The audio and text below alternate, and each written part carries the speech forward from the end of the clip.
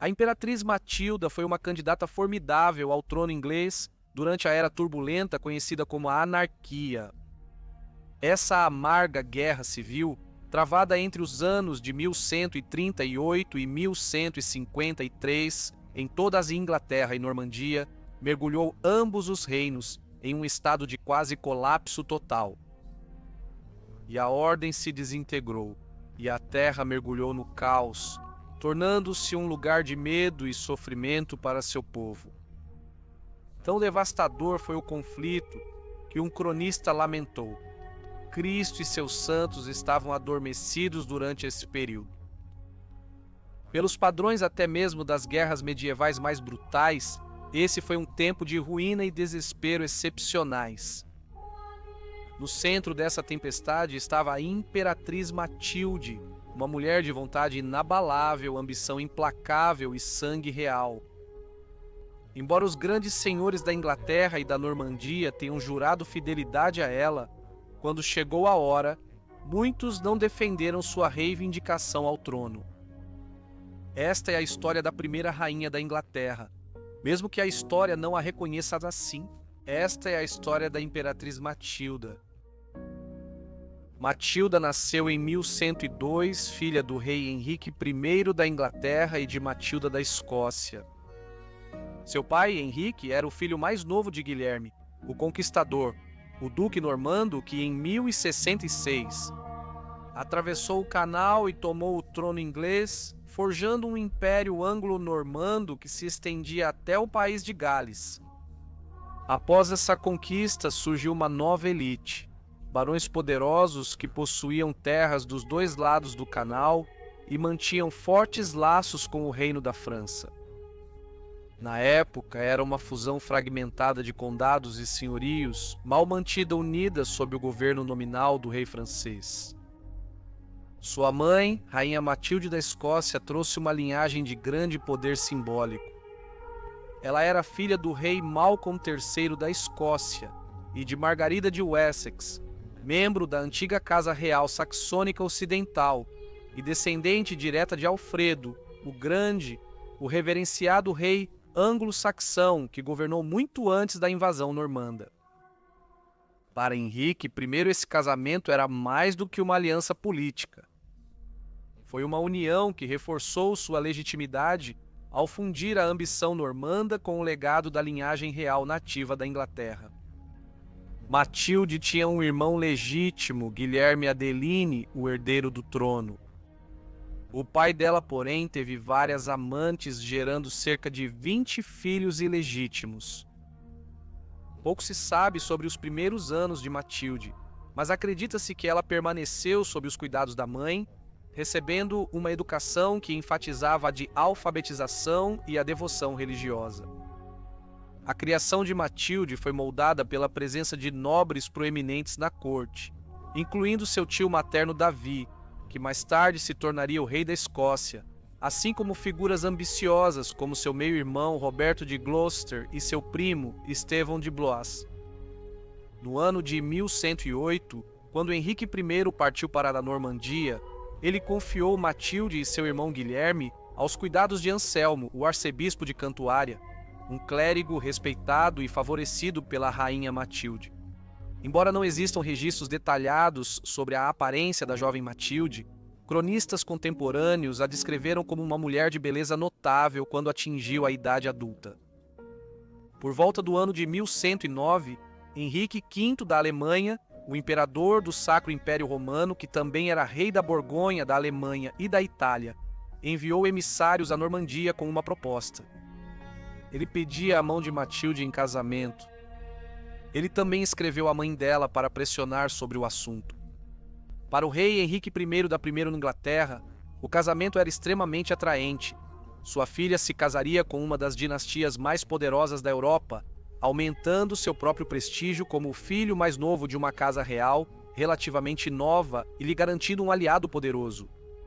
Em 25 de julho de 1110, Matilde foi coroada rainha dos germanos e o casal ficou oficialmente noivo. Embora a diferença de idade fosse significativa, Matilde tinha apenas 8 anos, enquanto Henrique tinha 24. Em janeiro do ano de 1114, quando Matilde tinha 12 anos, ela se casou com Henrique e entrou formalmente na vida pública na Alemanha com sua própria casa real. Apesar de sua juventude, Matilde estava longe de ser uma rainha passiva. Ela desempenhou um papel ativo no governo imperial, patrocinou concessões reais, respondeu a petições e participou de deveres cerimoniais, demonstrando seu domínio dos assuntos políticos. Quando Henrique V foi excomungado pelo Papa Pascoal II o Imperador e Matilde cruzaram os Alpes em direção à Itália, no ano de 1116, determinados a confrontar diretamente o papado. Um ano depois, avançaram sobre Roma.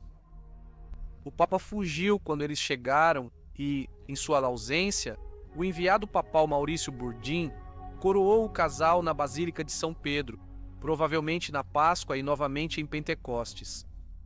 Através dessas cerimônias, Matilde reivindicou o título de Imperatriz do Sacro Império Romano, um título que ela carregaria com orgulho pelo resto de sua vida e que usou em todos os seus selos e cartas. No ano de 1008, o imperador Henrique retornou à Alemanha para conter novas revoltas e rebeliões, deixando Matilde para trás como sua regente na Itália. Embora os registros de sua regência sejam escassos, é provável que, durante esse período, ela tenha adquirido experiência valiosa e prática em governança. O casamento, no entanto, não produziu filhos e, no ano de 1125, Henrique V morreu após adoecer. Com apenas 23 anos de idade, Matilde se viu viúva e seu poder, antes derivado de seu casamento imperial, agora era incerto. Sem um herdeiro, ela não podia continuar como regente do império. Seu futuro parecia seguir por um de dois caminhos: tornar-se freira ou encontrar outro casamento político. Embora propostas de príncipes alemães tenham surgido, Matilda recusou todas e escolheu retornar à Normandia. Sua partida foi definitiva. Ela renunciou às suas propriedades dentro do império e levou consigo um tesouro particular de joias, sua regalia imperial e 2 das coroas de seu falecido marido. Assim terminou seu capítulo como imperatriz do Sacro Império Romano, mas sua história estava longe de acabar. No ano de 1120, o cenário político da Inglaterra foi irreversivelmente alterado por um único evento trágico: o desastre do navio branco. Certa noite, aproximadamente 300 passageiros, incluindo o irmão de Matilda e herdeiro ao trono inglês, Guilherme Adelin, junto com muitos nobres de alta patente, embarcaram em uma embarcação para fazer a viagem da Normandia de volta à Inglaterra. O clima era animado e muitos no navio já tinham bebido muito. Quando o navio partiu sob a cobertura da escuridão, ele atingiu uma rocha submersa e virou com uma velocidade assustadora. Apenas uma pessoa, um humilde açougueiro, sobreviveu ao naufrágio. O restante pereceu nas águas, entre eles Guilherme, o único filho legítimo do rei Henrique e o único herdeiro homem da coroa inglesa. A morte dele mergulhou a questão da sucessão em uma incerteza perigosa e o futuro da monarquia inglesa ficou em dúvida. Na época, as leis de sucessão na Europa Ocidental não eram regulamentadas em algumas partes da França.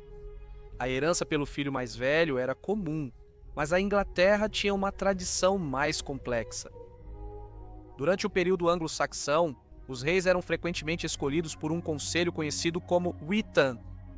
A sucessão real também podia envolver uma disputa entre irmãos ou outros parentes masculinos legítimos. O direito de governar não era simplesmente herdado, mas reivindicado e contestado. Essa ambiguidade era agravada por uma história turbulenta de sucessão anglo-normanda nos 60 anos anteriores. Guilherme, o Conquistador, tomou o trono inglês à força.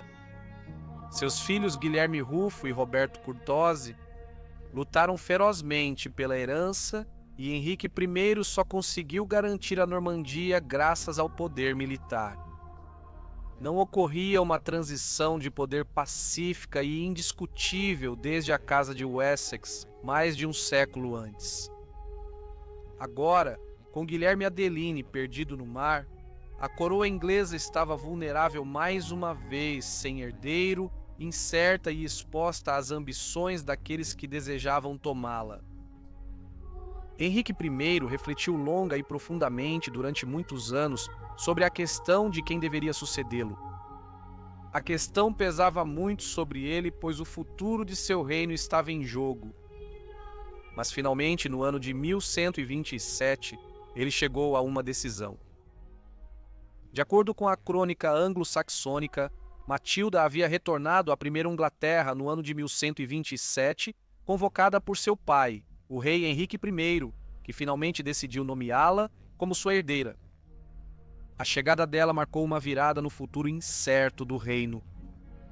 Agora, Henrique buscava garantir seu legado e a estabilidade tanto da Inglaterra quanto da Normandia. A crônica registra este capítulo solene. O rei Henrique realizou sua corte em Windsor e Davi, o rei da Escócia, estava presente junto com todos os grandes homens da Inglaterra. O rei fez com que os arcebispos, bispos, abades, condes, senhores e todos os tanes reunidos ali jurassem que, após sua morte, entregariam a Inglaterra e a Normandia nas mãos de sua filha, a princesa. Essa reunião não foi uma assembleia comum. Foi uma demonstração cuidadosamente orquestrada de autoridade real e intenção dinástica. A presença do rei Davi da Escócia, tio de Matilda, assim como dos nobres e clérigos mais poderosos do país, conferiu à ocasião legitimidade e gravidade. Com os olhos do reino sobre eles, os grandes senhores da Inglaterra juraram fidelidade a uma mulher como herdeira. Esse foi um ato ousado e sem precedentes em um mundo ainda dominado pela herança masculina. No entanto, a Inglaterra nunca tinha conhecido uma rainha reinante. Nenhuma mulher havia ocupado a coroa por direito próprio, com sua palavra sendo lei. Embora tenham existido rainhas consortes e regentes que governaram na ausência ou juventude dos reis, o reino nunca havia sido governado por uma mulher como monarca única. A reivindicação de Matilda não era só inédita, era revolucionária. E certamente, na mente de muitos grandes senhores, a dúvida surgiu e a traição se aproximava. O peso de seus juramentos, embora feitos solenemente, pairava frágil no ar, e havia pouca certeza de que esses votos iriam perdurar. Com Matilda agora restaurada à corte de seu pai, o rei Henrique I ainda mantinha considerável influência sobre suas escolhas e seu futuro. Determinado a garantir as fronteiras do sul da Normandia, onde sua autoridade havia sido repetidamente testada desde sua conquista no ano de 1106, ele incentivou Matilda a se casar com Godofredo de Anjou, filho do conde Fulk. Para Henrique, a união era uma necessidade estratégica que uniria Anjou à coroa inglesa e fortaleceria seu domínio sobre a região. Matilda, porém, não estava nada entusiasmada.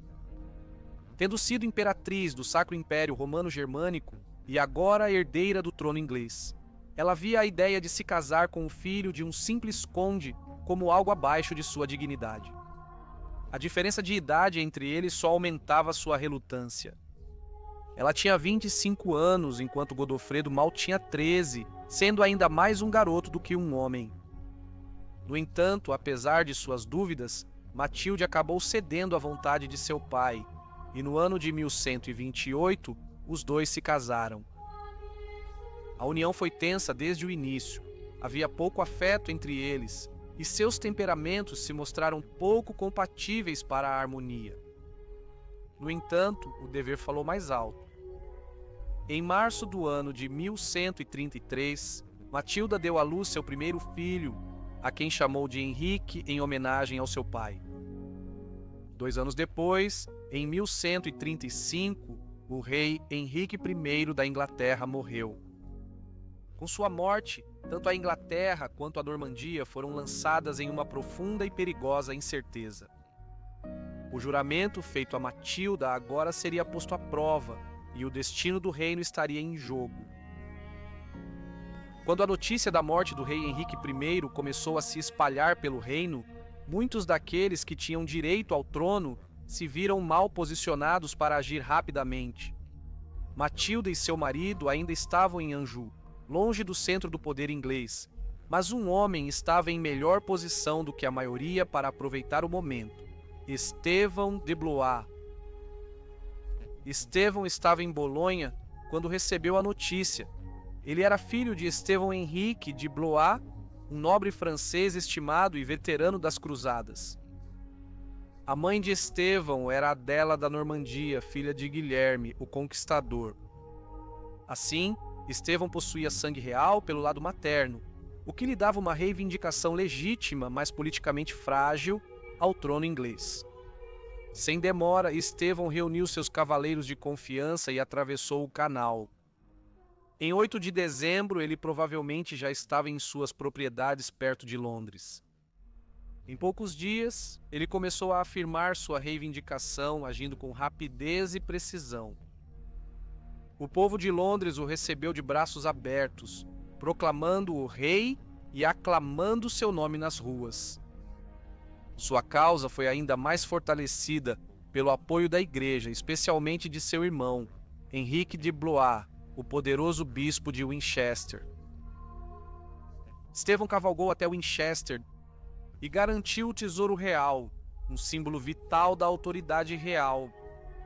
Restava, no entanto, um obstáculo sério: o juramento que o próprio Estevão havia feito de defender a sucessão da imperatriz Matilde, mas essa promessa logo foi descartada.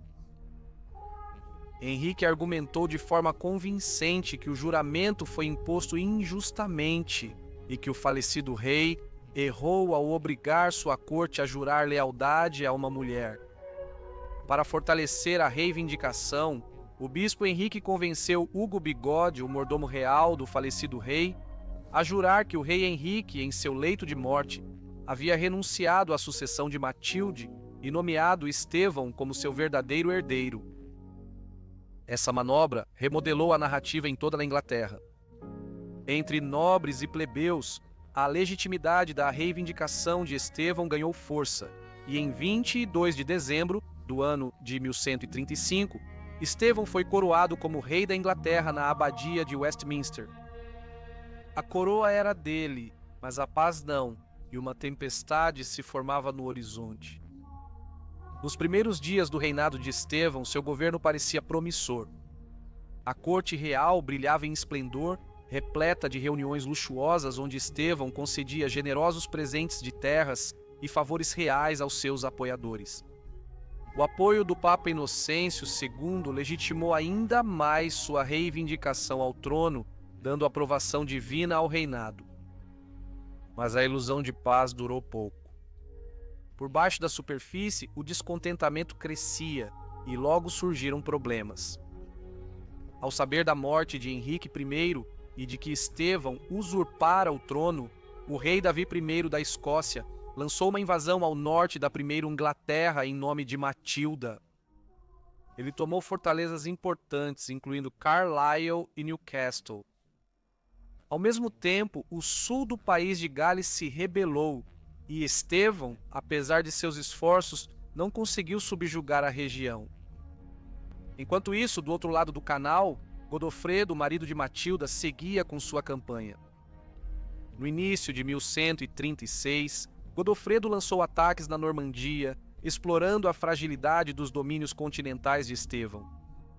Embora uma breve trégua tenha sido acordada, ela rapidamente se desfez e, ainda naquele mesmo ano, Godofredo voltou com força renovada, não para conquistar, mas para devastar. Suas forças varreram o interior da Normandia, saqueando propriedades e incendiando a terra, semeando o caos em vez de buscar governar. A promessa do início do reinado de Estevão rapidamente estava dando lugar a um reino à beira do colapso, fraturado por rebeliões, invasões e pela crescente sombra de uma rainha rival. Roberto de Gloucester, filho ilegítimo do rei Henrique I e meio-irmão da imperatriz Matilde, abandonou sua lealdade ao rei Estevão, colocando a primeira Inglaterra no caminho da Guerra Civil. Uma figura formidável entre a nobreza anglo-normanda, Roberto possuía vastas propriedades na Normandia e exercia considerável influência através do poderoso condado de Gloucester. Em 1138, Roberto renunciou à lealdade a Estevão e declarou apoio a Matilde. Sua deserção desencadeou uma onda de rebelião, especialmente em Kent e em todo o sudeste da Inglaterra. No entanto, por um tempo, Roberto permaneceu na Normandia, tentando convencer Matilde a liderar uma invasão à Inglaterra e reivindicar sua coroa à força. Enquanto isso, Estevão buscava garantir sua fronteira norte. Ele fez as pazes com o rei Davi I da Escócia, que anteriormente havia invadido em nome de Matilde. Em um ato calculado de diplomacia, Estevão concedeu ao rei Davi o controle sobre a Nortúmbria e a Cúmbria, em troca de sua homenagem e da promessa de paz ao longo da fronteira. Em 1139, Godofredo e Matilde reforçaram seu domínio na Normandia, por meio de campanhas implacáveis de terror e terra arrasada, mas seus olhos estavam fixos em um prêmio muito maior, a própria Inglaterra. Naquele ano, Matilde, Godofredo e Roberto se prepararam para invadir pelo Canal da Mancha. No outono, Matilde desembarcou na costa inglesa com uma força pequena, mas determinada, de 140 cavaleiros. Ela se refugiou no castelo de Arundel, uma fortaleza de valor estratégico, enquanto Roberto de Gloucester marchava para noroeste em direção a Wallingford e Bristol. Seu objetivo era reunir apoio e unir-se a Miles de Gloucester, um poderoso magnata que aproveitou esse momento para romper com Estevão e declarar apoio à imperatriz. Estevão agiu rápido. Ele avançou para o sul e cercou o castelo, prendendo Matilda dentro de seus muros. No entanto, Arundel era famosa por sua força e defesas quase inexpugnáveis. No final, Stefan concordou com uma trégua temporária, cujos termos permanecem obscuros. O que se sabe é que ele permitiu que Matilda deixasse o castelo escoltada e se juntasse a Roberto no sudoeste, decisão que alguns depois chamaram de ato fatal de cavalheirismo. Embora poucos nobres importantes tivessem aderido à causa de Matilda, ela agora comandava uma região de apoio coesa e defensável. Seu território se estendia de Gloucester e Bristol, ao sudoeste até Devon e Cornualha, a oeste até as Marcas Galesas, e a leste até Oxford e Wallingford, perigosamente perto da própria Londres. Ela estabeleceu sua corte em Gloucester, onde ela e seus barões leais começaram a planejar seus próximos passos no conflito crescente. As tensões aumentaram quando Ranulfo de Chester, um poderoso nobre anglo-normando, ficou ressentido com a concessão do norte feita por Estevão aos escoceses. Ranulfo acreditava que tinha um direito legítimo ao castelo de Lincoln, que permanecia nas mãos de Estevão. Sob o pretexto de uma visita amigável, ele tomou o castelo em um ataque súbito e traiçoeiro e renunciou à sua lealdade a Estevão, declarando apoio à imperatriz Matilde. Estevão, enfurecido, reuniu suas forças e marchou para o norte com grande rapidez. Ao chegar, ele cercou o castelo de Lincoln, preparando o cenário para um dos confrontos mais dramáticos da Guerra Civil, que a história viria a conhecer como a Anarquia. No início do ano de 1141, o rei Estevão cercou o castelo de Lincoln, determinado a retomá-lo do rebelde Ranulfo de Chester. No entanto, mesmo enquanto ele apertava o cerco à fortaleza, o perigo se aproximava. Roberto de Gloucester, meio-irmão da imperatriz Matilde e comandante de suas forças, avançava em direção ao rei com um exército maior e melhor equipado. Quando as notícias da aproximação de Roberto chegaram a Estevão, ele convocou um conselho de guerra para avaliar suas opções. Ele deveria ficar e lutar ou recuar e chamar reforços. Com sua ousadia, Estevão decidiu enfrentar a batalha. Assim, no dia 2 de fevereiro do ano de 1141, os exércitos se enfrentaram no que ficaria conhecido como a Batalha de Lincoln. Estevão posicionou-se no centro de seu exército, comandando o coração do campo. As forças da imperatriz, no entanto, tinham a vantagem na cavalaria. Estevão ordenou que muitos cavaleiros desmontassem, formando uma firme parede de infantaria, e juntou-se a eles a pé, pronto para liderar seus homens na batalha. Mas a maré rapidamente virou contra ele. A cavalaria de Roberto flanqueou e cercou o centro real, e Estevão logo se viu cercado. À medida que o cerco se fechava, muitos de seus homens perderam a coragem e fugiram do campo de batalha. Ainda assim, Estevão manteve sua posição. Com a espada em mãos, ele lutou ferozmente e, quando sua lâmina se quebrou, pegou um machado de batalha emprestado e continuou lutando. No final, o rei foi dominado e capturado pelos homens de Roberto. Ele foi levado do campo de batalha como prisioneiro, enquanto seus últimos leais se recusavam a se render e continuaram lutando até serem mortos ou forçados a se render. Estevão foi levado primeiro para Gloucester, onde se encontrou cara a cara com a imperatriz Matilde. De lá, ele foi transferido para o castelo de Bristol, uma fortaleza muito usada para o aprisionamento de cativos de alta patente. A princípio, seu confinamento foi relativamente humano, mas com o tempo, seu tratamento ficou mais severo e ele acabou sendo mantido acorrentado. Com o rei agora sob sua custódia, Matilda agiu rapidamente para reivindicar o trono. Ela começou os preparativos para sua coroação como rainha, um passo ousado e sem precedentes. Para ser coroada, no entanto, ela precisaria tanto da bênção formal da igreja quanto de uma coroação na abadia de Westminster, um ato que a tornaria a primeira mulher a usar a coroa da Inglaterra por direito próprio. Antes da Páscoa, Henrique de Blois, irmão de Estevão, atuando em seu poderoso papel como legado papal, convocou um grande conselho em Winchester para considerar a posição da igreja na crise que se desenrolava. A portas fechadas, Henrique havia feito um acordo secreto com a imperatriz Matilde. Em troca de garantir o apoio do clero inglês, ela lhe concederia autoridade sobre os assuntos da igreja em todo o reino. Fiel à sua palavra, Henrique entregou o tesouro real para Matilde, embora estivesse em grande parte esgotado, exceto pela coroa de Estevão, o símbolo mais poderoso da realeza. Em seguida, ele agiu rapidamente contra os aliados restantes do rei dentro da igreja, excomungando muitos dos apoiadores mais fiéis de Estevão, que se recusaram a jurar lealdade à imperatriz. Após a Páscoa, o clero se reuniu novamente em Winchester. Em uma cerimônia solene repleta de simbolismo, eles declararam formalmente Matilde como senhora da Inglaterra e da Normandia. Com sua reivindicação agora abençoada pela espada e pelo sacramento, Matilde foi a Londres se preparar para a coroação, prevista para junho.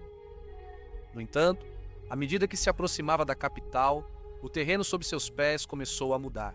Embora muitos nobres influentes tivessem prometido seu apoio, os cidadãos de Londres permaneciam cautelosos. A ansiedade tomou conta dos mercadores e das guildas da cidade. Então, no dia 24 de junho, poucos dias antes de sua coroação, a agitação se transformou em revolta aberta. Uma multidão furiosa tomou as ruas, levantando-se em desafio à imperatriz. O que deveria ter sido seu momento de triunfo se tornou uma cena de caos. Matilda e seu séquito mal conseguiram escapar com vida, fugindo da cidade às pressas. Percebendo a mudança dos ventos, Henrique de Blois, o bispo de Winchester e irmão do rei Estevão, abandonou a causa da imperatriz e mais uma vez declarou seu apoio ao rei. Em rápida retaliação, a imperatriz Matilda e seu meio-irmão Roberto de Gloucester marcharam sobre Winchester em julho, cercando o castelo do bispo. Matilda estabeleceu seu quartel-general dentro do Castelo Real, preparando-se para quebrar a resistência de Henrique, mas o bispo não foi derrotado tão facilmente. Reunindo suas forças, ele lançou um contra-ataque feroz e, em um ato desesperado de desafio, incendiou grandes partes da cidade. As chamas consumiram grande parte de Winchester, reduzindo-a a uma ruína fumegante. Embora Stefan permanecesse preso, a lealdade que ele inspirava entre seus seguidores se mostrou formidável. Suas forças cercaram a cidade, prendendo o exército de Matilda em um bloqueio cada vez mais apertado. Com o passar das semanas, o cerco começou a cobrar seu preço. Com os suprimentos se esgotando e a cidade devastada, as forças de Matilda começaram a sofrer de fome. Percebendo a dura realidade, Roberto de Gloucester Matilda decidiu recuar para preservar as forças que restavam. Ele planejou cuidadosamente uma retirada ordenada. Mas a retirada se mostraria desastrosa. Quando o exército da imperatriz tentou deixar a cidade, eles foram atacados pelas forças leais ao rei. A vanguarda conseguiu romper as linhas inimigas e escoltou com segurança a imperatriz Matilda até Gloucester, mas seu exército não teve a mesma sorte. Grande parte dele foi dispersa e destruída no caos, e poucos sobreviveram à emboscada. Para piorar, Roberto de Gloucester foi capturado no meio do confronto. A perda de seu general mais confiável e meio-irmão foi um golpe devastador para a causa de Matilda, dificultando a recuperação de sua campanha. Os ventos da guerra mudaram novamente. As duas facções em guerra acabaram concordando com uma troca decisiva. A imperatriz Matilda libertaria o rei Estevão do cativeiro e, em troca, os aliados de Estevão devolveriam Roberto de Gloucester à causa dela. Assim, cada lado recuperou seu líder e a luta voltou ao ponto de onde havia começado. Porém, o reino que disputavam já estava marcado e destruído. Grande parte da Inglaterra estava em ruínas, seus campos devastados, suas cidades queimadas e seu povo cansado após anos de conflito. Milhares de soldados haviam perecido, casas nobres foram destruídas e a terra clamava por paz. Mas a guerra implacável e sem fim continuaria. No verão de 1142, Roberto de Gloucester voltou à Normandia para ajudar Godofredo de Anjou a derrotar os últimos focos de resistência ao rei Estevão. A campanha deles avançou profundamente pelo território contestado, e uma vez que seus objetivos foram alcançados, Roberto retornou à Inglaterra no outono. Enquanto isso, a imperatriz Matilde se via sob pressão crescente. Estevão, determinado a acabar com o conflito, lançou uma campanha ousada e logo cercou Oxford, onde Matilde havia se refugiado. A cidade, protegida por muralhas robustas e pelas águas sinuosas do rio Isis, era considerada segura há muito tempo, mas Estevão, sempre audacioso, liderou um ataque surpresa, atravessando o rio e até nadando parte do caminho. Ele conseguiu romper as defesas externas, prendendo a imperatriz dentro do castelo de Oxford. A fortaleza era formidável, com muralhas grossas e altas, e Estevão decidiu não desperdiçar suas forças em um ataque direto. Em vez disso, ele optou por um cerco prolongado, determinado a forçar sua rival à rendição pela fome. Com os dias mais curtos e o inverno dominando, o cerco se prolongava. Então, numa noite pouco antes do Natal, sob a cobertura da neve e do silêncio, Matilda fez sua fuga. Envolta em branco para se misturar à paisagem congelada, Matilda escapou do castelo com um pequeno grupo de cavaleiros leais. Eles atravessaram o rio congelado a pé e desapareceram na noite. Sem sua líder e sem esperança de resgate, a guarnição no castelo de Oxford se rendeu no dia seguinte.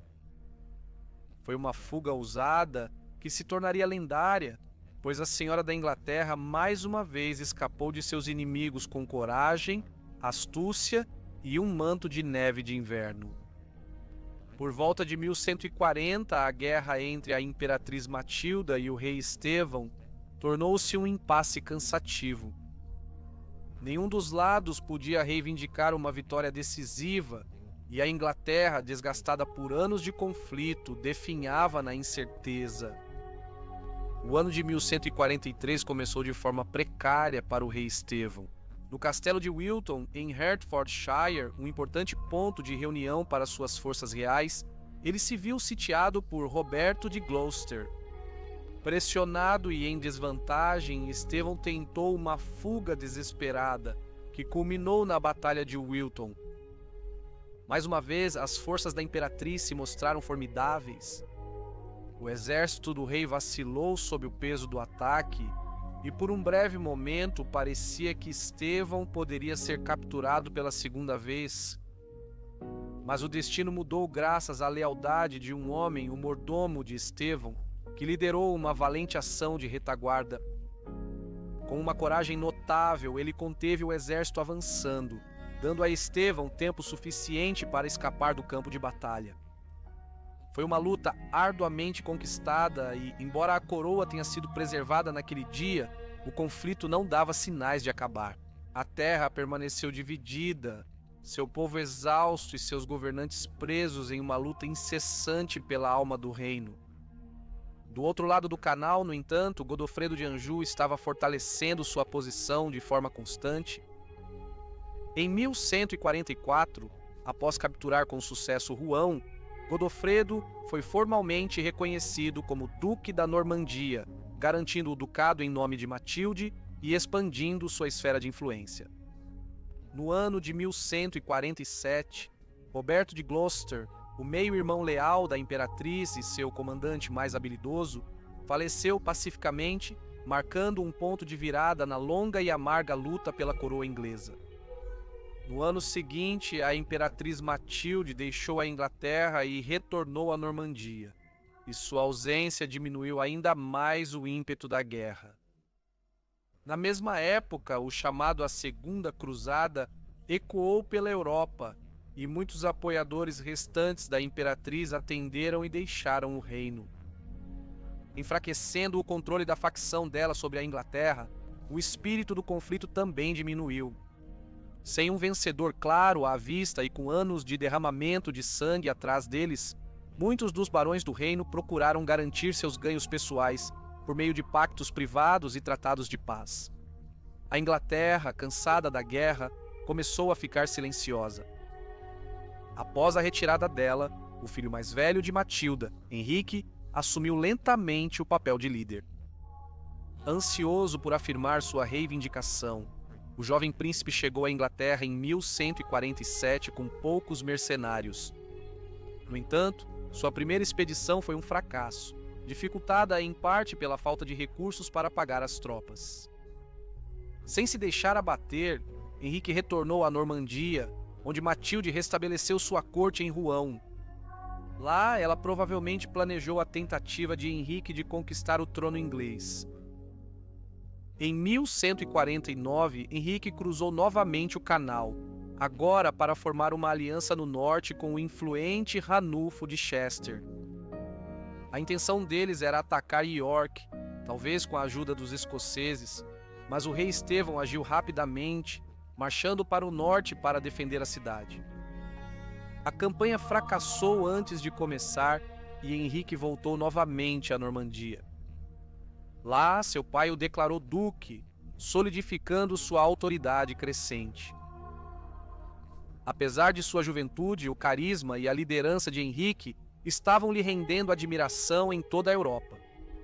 Sua sorte aumentou ainda mais no ano de 1152, quando ele chocou as cortes da cristandade ao se casar com Leonor da Aquitânia, uma das mulheres mais cobiçadas da Europa e a recém-divorciada rainha da França. Por meio dessa união, Henrique tornou-se herdeiro de uma vasta extensão de terras que se estendia pelo oeste da França, rivalizando até mesmo com o poder da coroa francesa.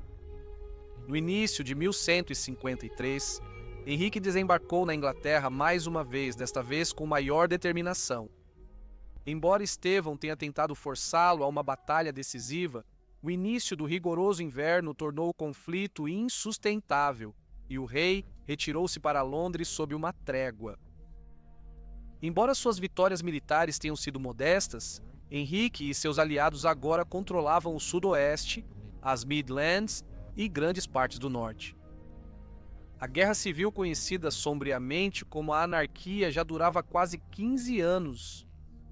Estevão e Matilde haviam conseguido garantir a coroa, e seus nobres os traíam quando lhes convinha. O reino havia pago o preço. A lei e a ordem haviam colapsado. Os barões governavam seus feudos como pequenos reis, e vastas regiões, especialmente no norte e em East Anglia, estavam devastadas por anos de conflito incessante. No início da década de 1150, até a Igreja e a antes ambiciosa nobreza desejavam paz. Finalmente, em novembro do ano de 1153, os dois lados exaustos se encontraram mais uma vez em Winchester. Lá, um acordo duradouro foi alcançado. Na grande catedral, Estevão anunciou o Tratado de Winchester. Ele reconheceu Henrique como seu filho adotivo e legítimo sucessor, e em troca, Henrique jurou lealdade a Estevão e prometeu paz. Os termos do tratado eram claros. Estevão manteria plena autoridade real até sua morte, mas governaria em consulta com Henrique. O filho de Estevão, Guilherme, renunciaria a qualquer reivindicação ao trono em troca da garantia de suas terras e títulos. Castelos reais importantes seriam colocados sob a custódia de garantidores neutros leais a Henrique, e todos os mercenários estrangeiros seriam dispensados e enviados de volta além-mar. Apesar de trazer calma à Inglaterra, o acordo não impediu a Normandia de continuar agitada. O descontentamento dos barões persistia, e Matilde, agora envelhecida, lutava para contê-lo completamente. Mas o destino interveio mais uma vez. No ano de 1154, o rei Estevão morreu, e Henrique Plantageneta foi coroado rei da Inglaterra. Para a coroação, ele escolheu a grandiosidade das duas coroas imperiais que Matilde havia trazido do Império Alemão quase 3 décadas antes. Com seu filho coroado, rei da Inglaterra, as tempestades que há muito atormentavam a vida de Matilde começaram a se acalmar. Embora ela nunca tenha usado a coroa em paz e seu governo tenha permanecido restrito aos turbulentos anos de guerra, foi através de sua vontade firme e determinação inabalável que uma nova dinastia real nasceu. Matilde não terminou seus dias como rainha, mas se tornou a mãe de reis. De sua luta surgiu a Casa de Plantageneta, uma linhagem que moldaria o destino da Inglaterra por séculos futuros. Matilde passou seus anos restantes na Normandia, frequentemente governando em nome de seu filho, atuando como sua representante de confiança e supervisionando os assuntos do ducado. Nos primeiros anos do reinado do rei Henrique, segundo mãe e filho, emitiram cartas conjuntamente tanto na Inglaterra quanto na Normandia, resolvendo as muitas disputas de terras que haviam surgido do longo e amargo conflito. Sua sabedoria, forjada através de lutas, era procurada por Henrique enquanto ele enfrentava as primeiras complexidades de seu governo, e ela permaneceu uma conselheira influente em assuntos de Estado. À medida que a idade suavizava o fogo de sua juventude, Matilde voltou-se cada vez mais para a igreja e para as questões da alma, embora tenha permanecido ativa na administração da Normandia até o fim de sua vida. Aqueles que a encontraram em seus últimos anos notaram uma presença formidável. Para um cronista, ela parecia descendente de tiranos, um julgamento talvez moldado mais pelas cicatrizes da anarquia do que pela própria mulher, cujas escolhas nasceram da necessidade, ambição e circunstâncias implacáveis. Matilda morreu em 10 de setembro de 1167, com cerca de 65 anos, em Rouen. Sua riqueza foi deixada para a igreja, onde ela foi sepultada com honra. Sobre seu túmulo foi inscrita uma frase que capturava o arco de sua notável vida e legado. Grande pelo nascimento, maior pelo casamento, a maior em sua descendência. Aqui jaz Matilda. Agradeço imensamente a todos os meus membros. A contribuição de vocês é valiosa para a continuidade do canal e eu agradeço imensamente a todos vocês. Um agradecimento especial ao John Sites. Espero que tenham gostado do vídeo. Se gostou, curta, inscreva-se e compartilhe. Nos vemos na próxima semana em mais um Perfis Históricos.